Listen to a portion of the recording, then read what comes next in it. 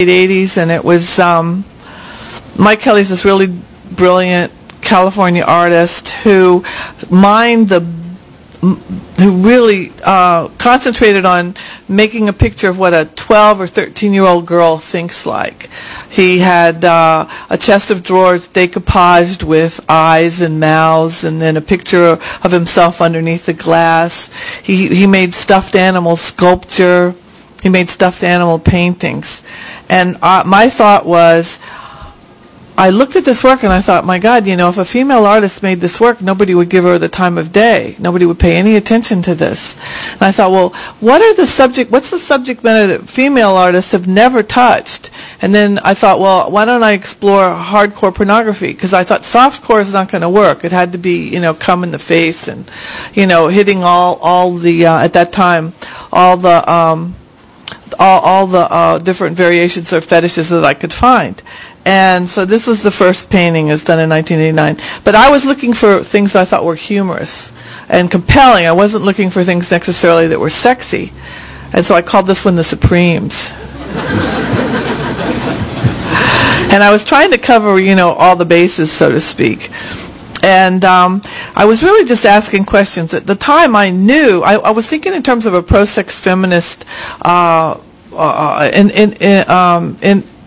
interrogation of this material. I was thinking in terms of recapturing it from an abusive history and seeing, women just didn't seem to own sexual imagery. There's still a huge a glass ceiling about sexual imagery, women owning sexual imagery. It's still huge, but there's inroads being made, and I really believe that, and I still do, that there are no politically correct fantasies. And I like the idea of women owning sexual imagery for their own purposes, for their own amusement. And so it was me asking these questions, but the year was 1989 and 1990, 1991, in the middle of political correctness. And so it was and I understood the fear at the time, but it was devastating because I really thought everybody was thinking like me. And they weren't at all. I was called a traitor, and I got excoriating reviews in the New York Times and the Village Voice. And it was, not anything I expected. I was pretty naive. I was just making the work that I thought I had to make. It wasn't like I had any choice in the matter. And so I sort of got dumped from shows, and my dealer shut the show down a week early, and I was feeling pretty beat up. So the next body of work, I still used the same imagery, but I started beating up the canvases, the paintings, because I felt beat up. So it was the same kind of imagery, but it wasn't clean anymore. And I stopped using this dot screen on the paintings themselves, and I started putting acid on the surfaces of the metal and sanding it with a belt sander, and just basically beating the paintings up. And it sort of segued into imagery from popular culture and just ways I could manufacture these paintings, combining images, still not taking my own pictures, and using these pinups from the 40s. And this is the beginning of, I wasn't using the dot screen anymore, and this is the beginning of me painting with enamel paint from my own photography. And this is what the first set of photos that I took, and I started making paintings out of the photos. And at this point, they were just pure reproductions of the photos. And I wasn't showing any photography, just paintings. So this was a friend of mine's daughter, and I just put lipstick on her. She was 11 years old. And I immediately started working with this enamel paint, same way as I always was painting. But I guess back here, I started back in the early 90s, I started softening the edges with my fingers, with these two fingers, and making this layered imagery. So it created this illusion of richness and denseness that I never saw in oil painting or in acrylic. And it was very luscious, and it made me very happy. And it was like one of those serendipitous moments. I didn't even know why I started softening the edges with my fingers. And this is the work I'm doing today. This was just the first ones. And at the same time, I started seeing some of the photos were really nice. I liked them a lot. So I didn't want to make paintings of them because I thought they were sort of perfect and I wouldn't do anything to them. And usually in the painting, I'd always altered it, changed it, made it richer somehow than the photography. But it didn't make sense to me to paint this. It was a perfect photo in my mind. And so I started showing the paintings and the photographs in the same room. So this would be a painting and that would be a photo. And for me, they were really very different. And I only see the difference. It's hard to see them in reproduction, but for me, they were extremely different. These are all paintings. That same era of jewelry in the mouth, almost to the point of, choking. And so there's some of the photos. This is called Vampire, which is not popular right now.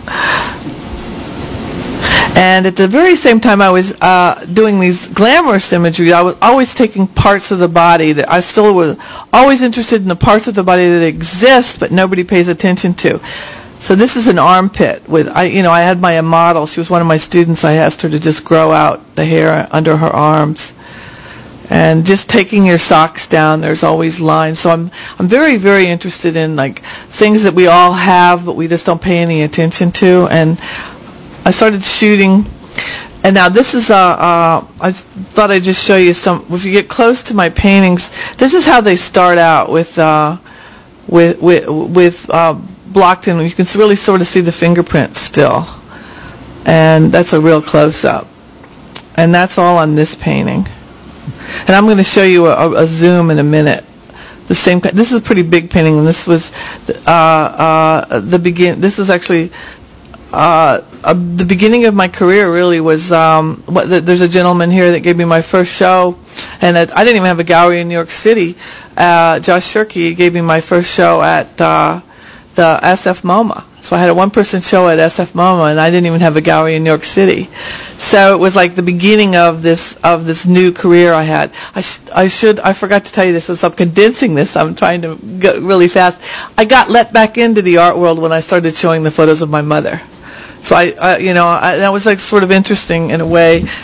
We've never really talked about it, but it tells you something about, people, including myself, I guess, there's a kind of legitimacy or, we all want our artists to come from some kind of dysfunction before they get believed in. So it was like the beginning of everybody just re-examining my work. So I owe Josh a big debt. And so these are the paintings from that era.